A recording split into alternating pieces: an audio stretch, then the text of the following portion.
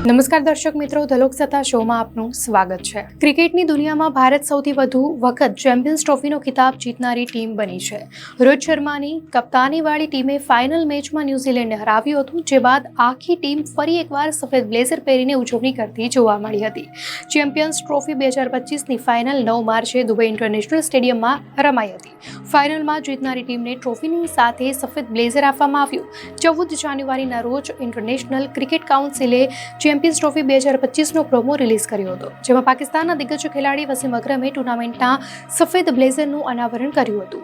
સફેદ બ્લેઝર પર ICC champions trophy તેમજ યજમાન પાકિસ્તાનનું નામ સુવર્ણ અક્ષરોમાં લખાયેલું છે। આ બ્લેઝર ટુર્નામેન્ટની વિજેતા ટીમને અપાય છે।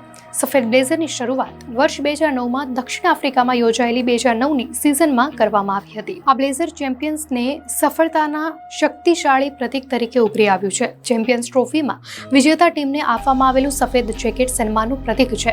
જેકેટ વ્યૂહાત્મક પ્રતિભાને, અથાગ પ્રયાસ અને પેઢીઓને પ્રેરણા આપતા વારસાનું પ્રતીક છે। સફેદ જેકેટ જીતવું એ જીતવા માટે બધું દાવ પર લગાવવાની યાત્રા દર્શાવે છે। આ સફેદ બ્લેઝર પ્રથમ વખત 2009ની ટુર્નામેન્ટની આવૃત્તિ દરમિયાન જોવા મળ્યા હતા, જેમાં ઓસ્ટ્રેલિયાએ દક્ષિણ આફ્રિકાને 6 વિકેટે હરાવ્યું હતું। આ જેકેટ મુંબઈની ડિઝાઇનર બબીતા એમ દ્વારા ડિઝાઇન કરવામાં આવ્યું હતું। તે ઇટાલિયન ઊનથી બનેલું છે અને તેની કિનારી સોનેરી છે। જેકેટ પર ખાસ ભરતકામવાળો સોનેરી લોગો પણ લગાવવામાં આવ્યો છે, જે તેને ખાસ બનાવે છે।